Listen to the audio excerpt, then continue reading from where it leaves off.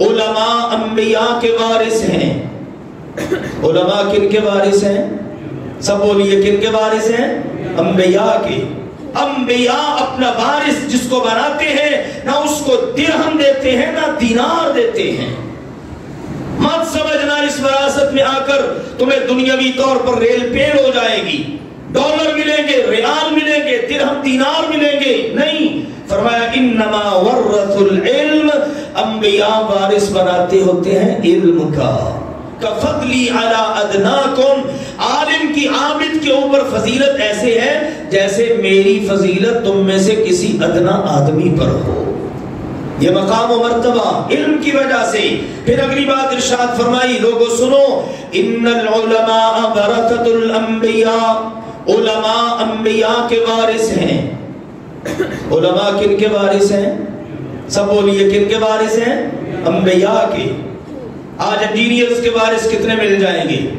یہ فلاں انجینئر سے پڑھا ہوا ہے، یہ فلاں ڈاکٹر سے پڑھا ہوا ہے، یہ فلاں پروفیسر صاحب سے پڑھا ہوا ہے، ان کے وارث کتنے مل جائیں گے؟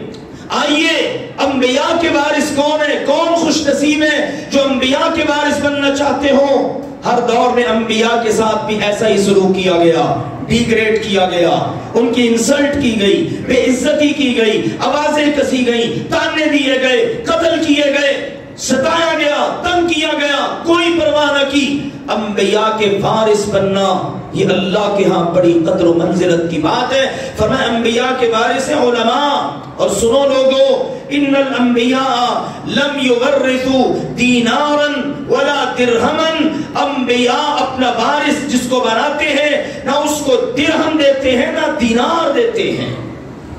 مت سمجھنا اس وراثت میں آ کر تمہیں دنیاوی طور پر ریل پیڑ ہو جائے گی، ڈالر ملیں گے، ریال ملیں گے، درہم دینار ملیں گے، نہیں۔ فرمایا انما ورث العلم، انبیاء وارث بناتے ہوتے ہیں علم کا۔ یہ علم کی میراث ہے انبیاء کی۔ اور ارشاد فرمایا فمن اخذہ اخذ بحد وافر، جس نے یہ علم لے لیا اس نے وافر مقدار میں اپنا نصیب لے لیا۔